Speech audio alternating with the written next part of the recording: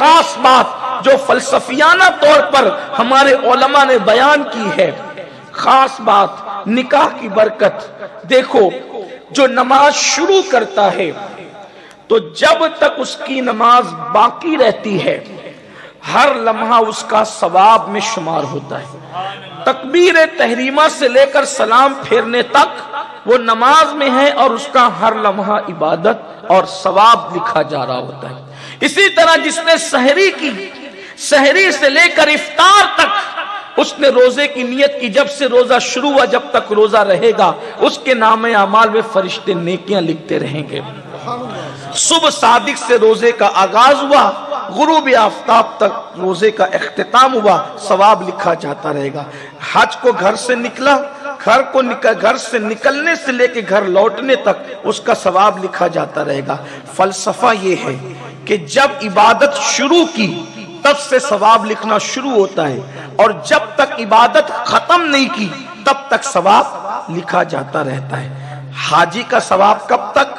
15 دن میں واپس آیا تو 15 دن تک، 20 دن میں واپس آیا تو 20 دن تک، 40 دن میں واپس آیا تو 40 دن تک.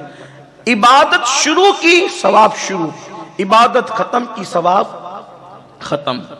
اب نکاح اس عبادت کا نام ہے کہ وہ 5 منٹ کے لیے نہیں ہوتا، وہ 10 منٹ کے لیے نہیں ہوتا، وہ آدھے گھنٹے کے لیے نہیں ہوتا، 1 دن کے لیے نہیں ہوتا، زندگی بھر کے لیے ہوتا ہے. تو ادھر قبول ہے کر کے نکاح ہوا، جب تک کہ بیوی نکاح میں رہے گی سوتے رہو تو نیکیاں لکھی جاتی رہے گی، بیٹھے رہو تو نیکیاں لکھی جاتی رہے گی، چلتے رہو تو نیکیاں لکھی جاتی رہے گی. کتنی نیکیاں ہوگی، کتنی نیکیاں ہوگی اس نیکی کا کوئی اندازہ کر سکتا ہے. لیکن شرط یہ ہے کہ اللہ اکبر، جب بندہ نکاح کرے تو نفس کی تسکین کے لیے نہیں، جب بندہ نکاح کرے تو رسموں کی ادائیگی کے لیے نہیں، جب بندہ نکاح کرے تو اللہ اکبر جو ہے وہ کسی جسم سے کھیلنے کی نیت سے نہیں، بلکہ نکاح کرے تو مصطفیٰ جان رحمت کی سنت پر عمل کی نیت سے کرے. تو جب تک نکاح باقی رہے گا راتیں بھی نیکیاں، دن بھی نیکیاں، صبح بھی نیکیاں، شام بھی نیکیاں. نکاح کی برکت یہ ہے. اسی لیے میرے آقا صلی اللہ علیہ وسلم کی بارگاہ میں کچھ صحابی آئے اور عرض کیا، یا رسول اللہ صلی اللہ علیہ وآلہ وسلم، ہم لوگ غریب ہیں اور ہم چاہے وہ غربت کی وجہ سے کسی ایک انسان کا بوجھ اپنے اوپر لینا نہیں چاہتے، یعنی اپنے کسی کا نان و نفقہ، کسی کا کھانا پینا، اس کو کھلانا پلانا، اس کے لباس کی ذمہ داری ہم اپنے وجود پر اٹھا نہیں سکتے، اس لیے کہ ہمارے پیٹ پہ پتھر بندے ہیں، ہمارے گھروں میں چراغ نہیں جلتا، ہمارے گھروں میں چولہا نہیں جلتا. یا رسول اللہ، غربت کی وجہ سے، افلاس کی وجہ سے، چاہے وہ پیسوں کی کمی کی وجہ سے ہم نکاح نہیں کرتے. میرے نبی نے فرمایا نکاح کرو، میں ضمانت دیتا ہوں کہ تم مالدار ہو جاؤ گے. نکاح کرنے پر اللہ کے رسول علیہ السلام نے مالدار ہونے کی بشارت عطا فرمائی. تو یہ نکاح کی برکتیں. نکاح کی کتنی برکتیں؟ ایک تو آدھا ایمان محفوظ ہو جائے، دوسرا نگاہیں جھک جائے. اللہ کے رسول علیہ السلام فرماتے ہیں نکاح کی وجہ سے نگاہیں جھک جاتی ہیں، نگاہوں میں حیا پیدا ہو جاتی. تیسری بات یہ کہ نکاح کی برکت سے انسان مالدار ہو جاتا ہے.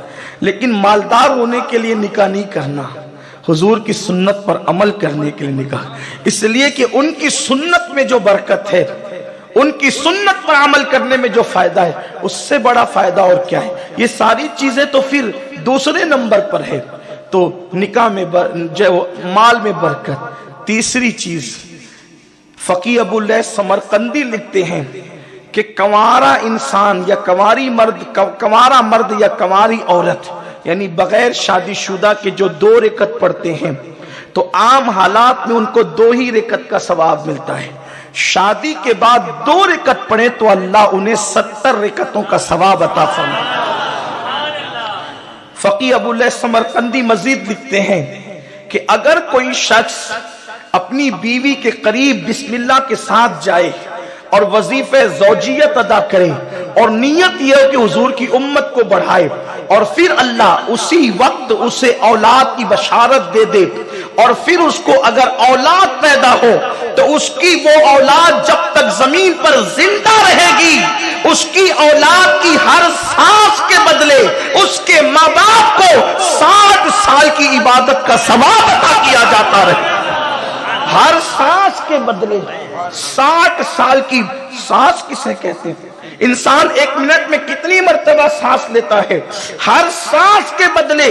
لیکن صرف نیت یہ ہو، پہلی بات بسم اللہ کے ساتھ جائے، دوسری بات امت محمدیہ میں اضافے کی نیت ہو، تو کتنی بڑی برکتیں نصیب